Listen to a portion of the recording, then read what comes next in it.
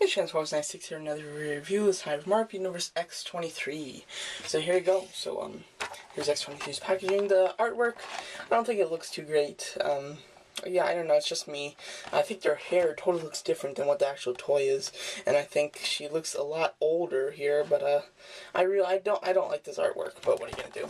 Back here you get a nice picture of the figure. Oh, sorry, Sif has just fallen on the floor behind me. Nice picture of the figure, and you get the rest of the assortment. Well, at least 3 out of the 4 rest of the assortment. I do have these 3 toys. They're all very cool. The only one that I don't have is the one that isn't pictured back there without the shirt. I have no interest in that figure. But anyway, so here you go. So this is one of the rarest ones. The 2 rarest ones in this wave are Commander Rogers and X-23. Luckily, the first time that I ever saw this wave in stores, I found it at Target and it had everyone. So I just picked up 4 out of 5 that I wanted and called it a day. So yeah, so that was really nice. Usually there's some searching, there's some different places I have to go to, and it's going to take about a week or maybe 2 tops to find and get everybody that I want. I think this is the first time ever that I just went to one store the first time I saw this wave and just got the ones I wanted. Boom, done. It really never happens like that, so it's nice. So, you know, just one fell swoop and I've got them all, so that's really awesome. So hopefully, I think they're starting to make Marvel Universe figures. I think they're starting to make the rare ones a little less rare, so that people can start finding them and buying them. But anyway, X-23, I don't know much about her. I read her bio. Apparently she's a clone from Wolverine. Didn't know that. And the other thing about this wave, I really don't know the past of, like, anybody in this wave. I don't know why. Most of the figures in this wave I've never even heard of. Darkhawk, I'd never heard of him before to get this toy line. X-23 I'd never heard of. So it's a very odd line. The toys in this wave are very nice, but as far as the characters are a little I really don't know them. But anyway, figure obviously base says X-23 and she's number 20. They should have made her number 23. That would have been funny. But anyway, that's a little weird.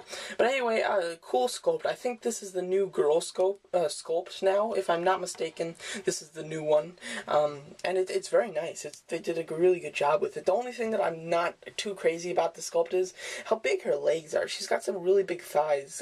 Just comparing to her body, like one thigh is like the size of her body. It's really weird. It's not too noticeable, but you do notice it, it's kind of strange the way they did that. But anyway, articulation, ball hinge neck, which is really nice. That's a new part for the girl sculpt, the ball hinge neck.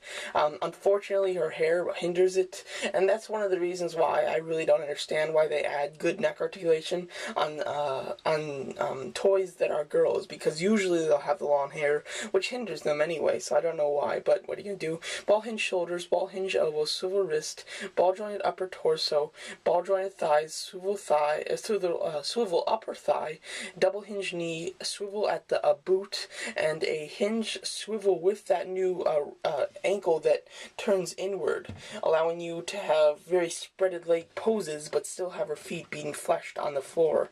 If you wanted to pose her like this, you can, you know. I'm sure a bunch of you just want to. But anyway, it's good articulation, except in the thigh. The thigh has a ball joint. It's not a ball hinge, it's just a ball joint, but it's very hindered just by the overall sculpt. So I really can't say I love that. I love her claws. They're really nice, and because they're short, there's not a lot of morphing going on here, so they're pretty straight, which is really nice. So overall, some good articulation, a nice sculpt, and really, they did a good job. Her face sculpt looks pretty neat. She looks, doesn't seem like she has much expression, but she looks pretty okay. I like the paint design. This black, almost like a charcoal gray, and then the silver, that looks really nice. Over here on her shoulder, some of her skin color paint did kind of go onto her shoulder pad, which isn't great. They could have really fixed that, or, you know, it's quality control, but what are you going to do? It's not anywhere else. It's actually pretty decent, except on the back of the thigh, the line here, it does have a smidge of miscoloring here. But as far as the face sculpt, the face, the hair, and everything, that's all painted very well. So check the shoulder pads, and check the silver meshing in with the black if there's a bunch of them on the shelves. She does have this belt, which the middle of it is like glued on, but then the sides you can move them a bit. And this one, it's at an angle on my toy for some reason. But overall, it's very nice. I love the little like straps and belts on her arm. They look really nice. So overall, she's a really nice figure. Decent posability, and it's the new girl sculpt if I'm not mistaken, so that's kind of neat. She's pretty nice, so there you go. So a good figure all in all.